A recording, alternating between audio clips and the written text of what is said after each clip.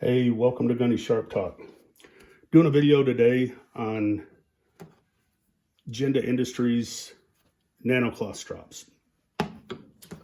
So what the Nanocloth strop is a material that has no abrasive qualities. So whatever compound you put on here is the only thing that is going to scratch the steel.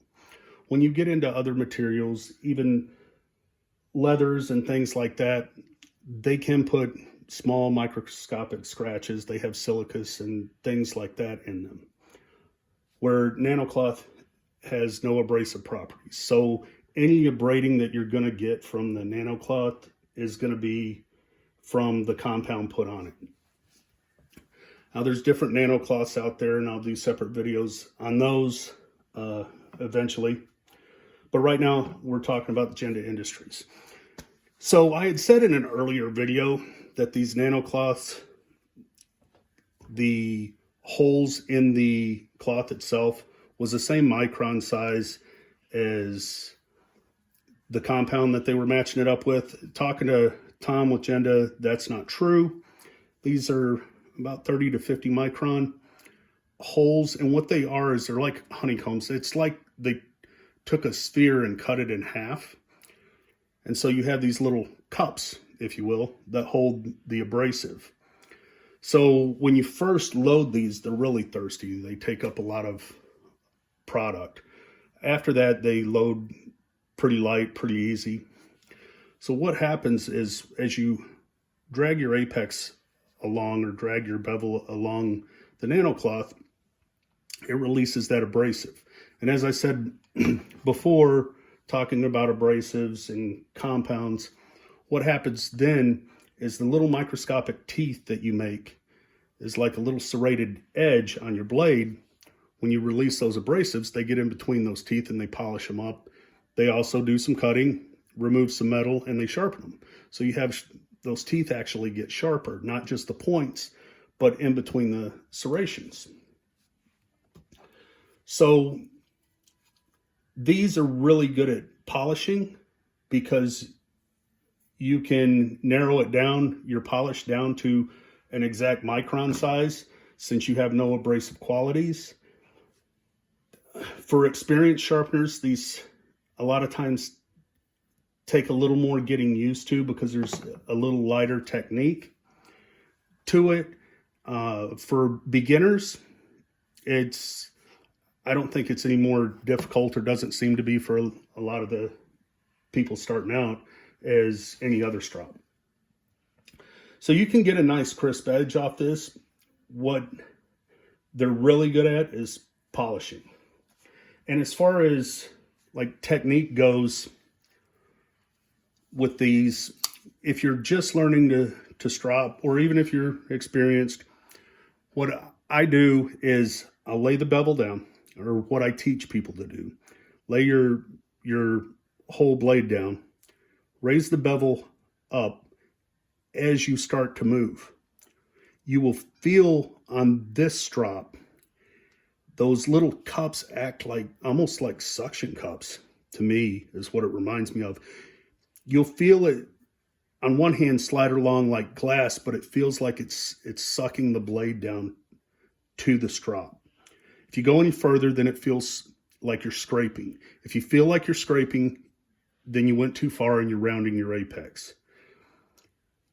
You'll get drag, if you will, right when you hit the sweet spot as you start moving along the strop. It makes it really easy to go by feel. These are a little harder to go by vision alone because that little shadow that you get underneath, it's hard to see it because the strop's black. So I did mention to somebody that I would do a video on this, or that I had planned one anyways, and I would throw one on a guided system and kind of show the technique there. Now you're going to want to throw your angle cube up, make sure you have your sharpening angle. I don't lower it. Some will lower it by a degree or half a degree. If you're rounding your apex, try that. But I would try it without having to lower it from your sharpening angle to begin with. Use a really light touch. Set it on your apex. And don't push down. And I don't even use the whole weight of the strop, because with these, they require a really light touch. Personally, I rarely use it on a guided system.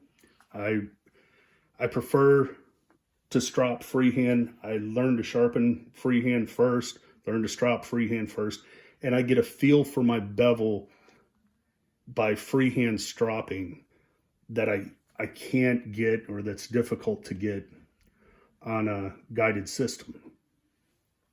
But then you do edge trailing strokes, go from either heel to tip. You can go from tip to heel. When you go from tip to heel, bring your strop about halfway over the tip. Don't let go or it'll tilt off. And you're actually picking up on this a little and just dragging it enough to where you feel some drag with it, with this, where you feel like it's sticking to the bevel. So I would suggest not going in both directions like I am here. I'm doing that just for sake of the video. What I usually do is I'll go all in one direction. Do not do a scrubbing motion or you will cut your strop. Also, when you're going back, some people get in a hurry and they'll set it down before they're all the way back and you're going to cut your strop. If you let it roll off the tip, you're going to cut your strop. So keep it level and bring it either that direction or that direction. I prefer going this way just because of where your scratch pattern is.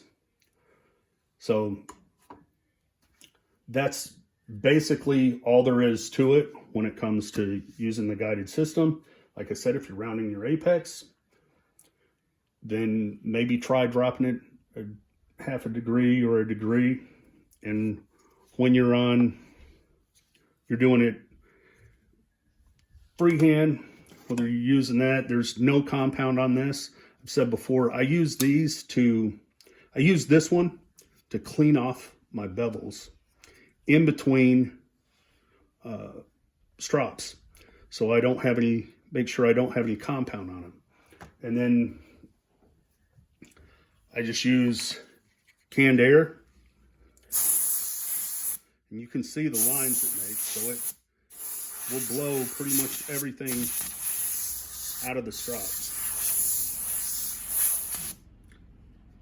Clean them off after I go through a stropping session, but sometimes with the Jende compounds, you'll see some compound on your bevel.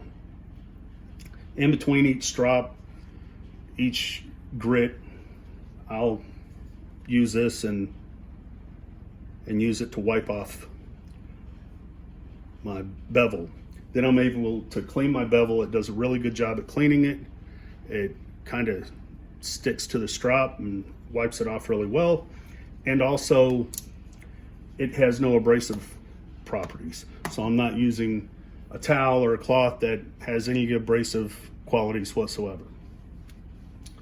But anyways, I just wanted to do a quick video explaining the Nanocloth strops a little bit. If you guys have questions or want a longer video or demonstration, please comment down below, or a lot of you guys message me on Facebook or something like that. That's fine too. If you would, like and subscribe. Please keep throwing out ideas for videos. This is one I was going to do anyways. I just kind of moved it up the list a little bit by a day or so because somebody was needing some help earlier. So I appreciate you watching. Thanks.